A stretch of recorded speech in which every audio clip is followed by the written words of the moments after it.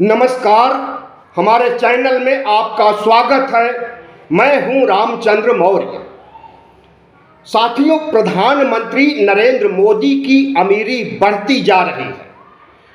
यह देश कितना गरीब है, इसका अंदाजा इसी से लगाया जा सकता है कि 1/4 से अधिक जनसंख्या गरीबी रेखा के नीचे है, बीपीएल कार्ड धारी है और 81 करोड़ लोगों को मुफ्त राशन मुहैया किया जाता है, तब वह जिंदा हैं।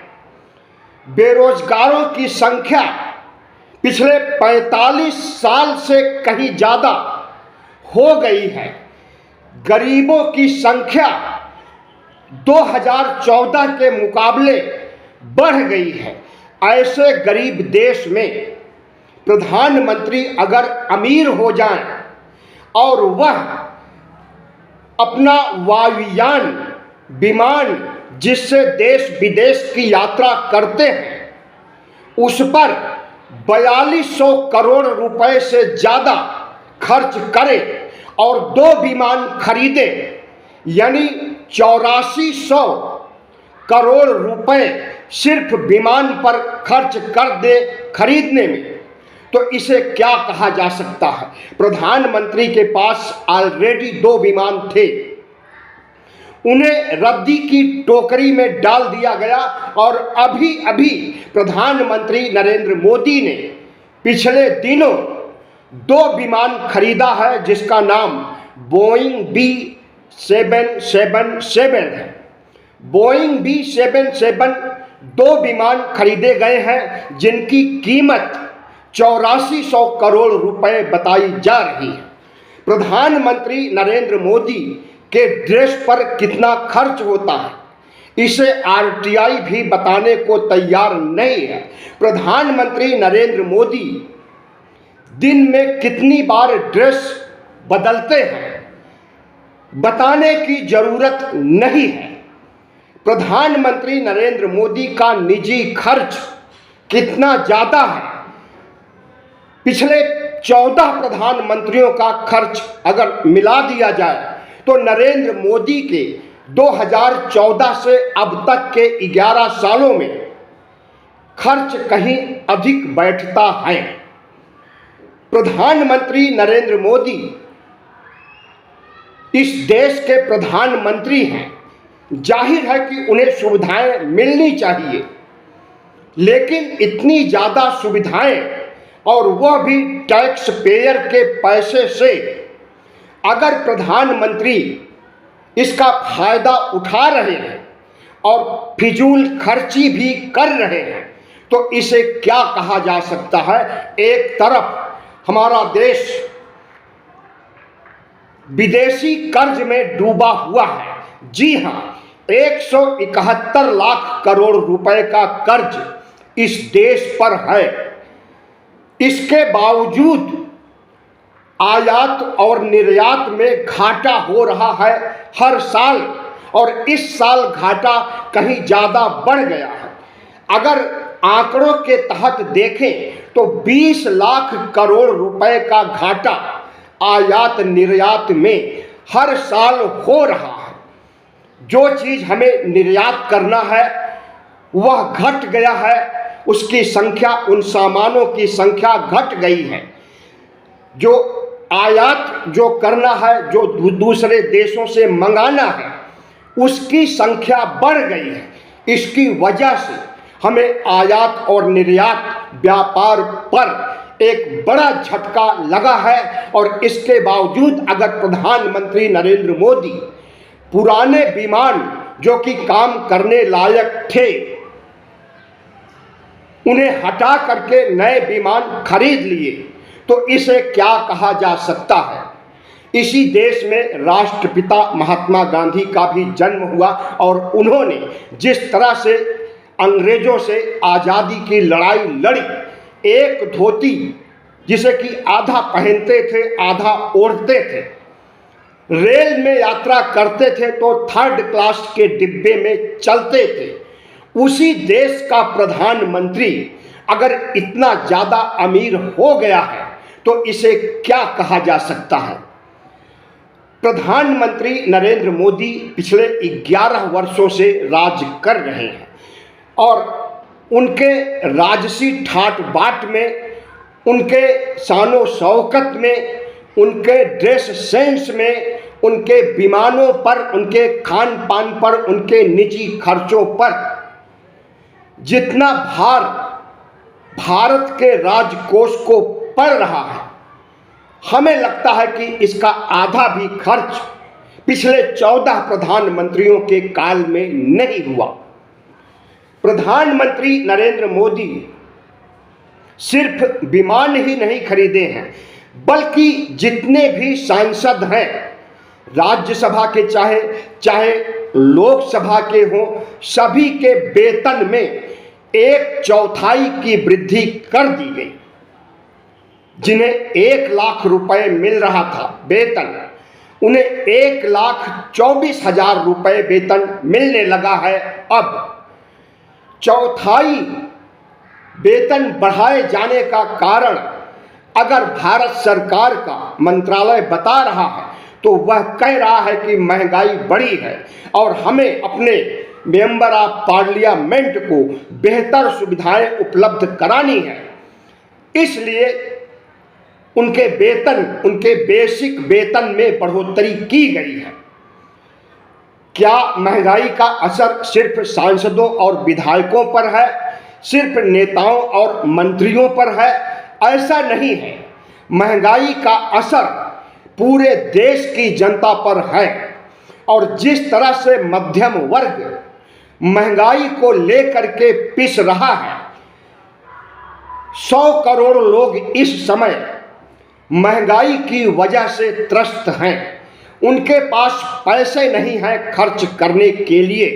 महिलाएं अपना मंगलसूत्र और अपनी ज्वेलरी को बेच करके या गिरवी रख करके खाने पीने का सामान खरीद रही हैं। यह मेरे आंकड़े नहीं हैं। सुप्रिया सिनेत जो कांग्रेस की प्रवक्ता हैं, उन्होंने ट्वीट किया है कि 100 करोड़ लोगों के पास पैसे नहीं हैं जरूरी खर्चों के लिए और महिलाएं किस तरह से भुगत रही हैं और अपने गहने बेच करके घर का काम चला रही हैं। तो जिस देश में 100 करोड़ लोग राशन के लिए, जरूरी सामानों के लिए गहने बेच रहे हैं और बुरी तरह से जीवन यापन कर रहे हैं, उस देश का प्रधानमंत्री अगर 4200 करोड़ रुपए के 2 विमान में बैठ करके देश विदेश की यात्रा कर रहा है तो इसे क्या कहा जाएगा? प्रधानमंत्री नरेंद्र मोदी एक ऐसे प्रधानमंत्री हैं जिन्हें इस देश के किसानों, बेरोजगारों, इस देश के गरीबों के बारे में सोचने के लिए वक्त नहीं है।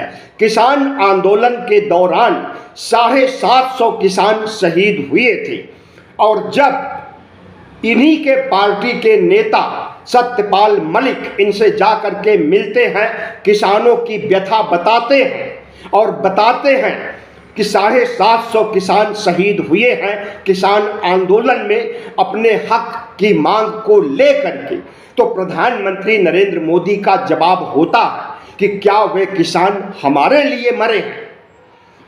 इस तरह से एक असंवेदनशील प्रधानमंत्री अगर बयान दें तो इसे क्या कहा जाएगा?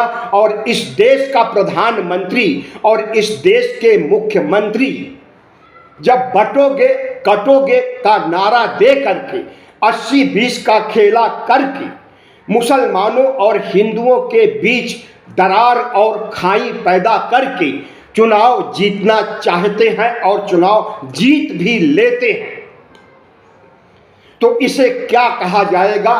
बटोगे कटोगे के आधार पर अगर कोई दंगा भड़क जाए और उसमें बेगुनाह मारे जाएं तो क्या उसके लिए जिम्मेदार हमारे मुख्यमंत्री और प्रधानमंत्री नहीं होंगे?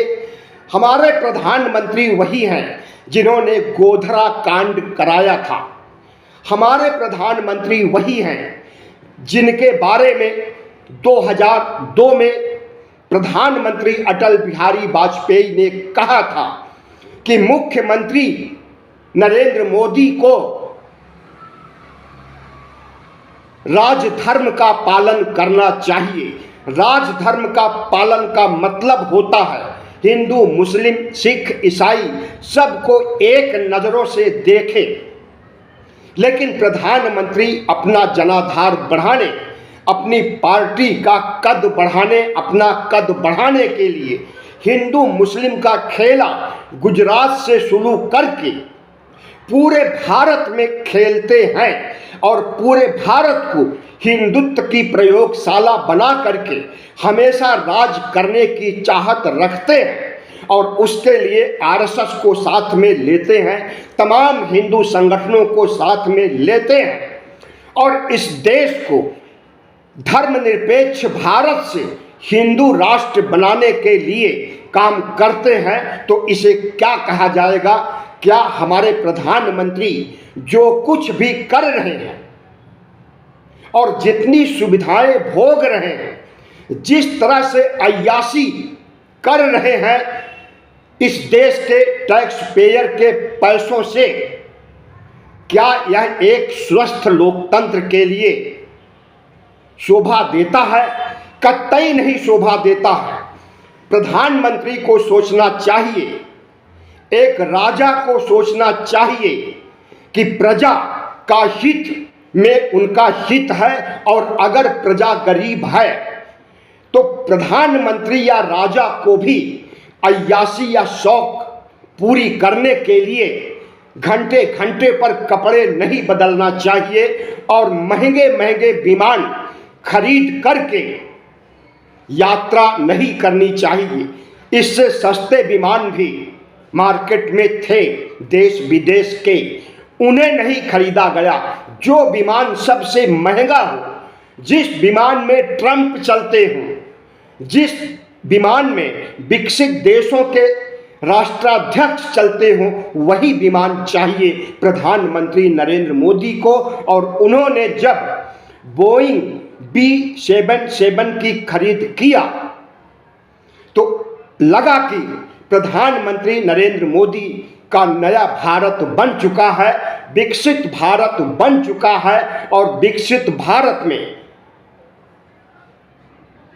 अमेरिका, फ्रांस, जर्मनी और तमाम विकसित देशों की लाइन में हम खड़े हो गए हैं और उन्हीं ट्रंप की तरह सुविधाएं उठाना चाहते हैं, भोगना चाहते हैं प्रधानमंत्री नरेंद्र मोदी।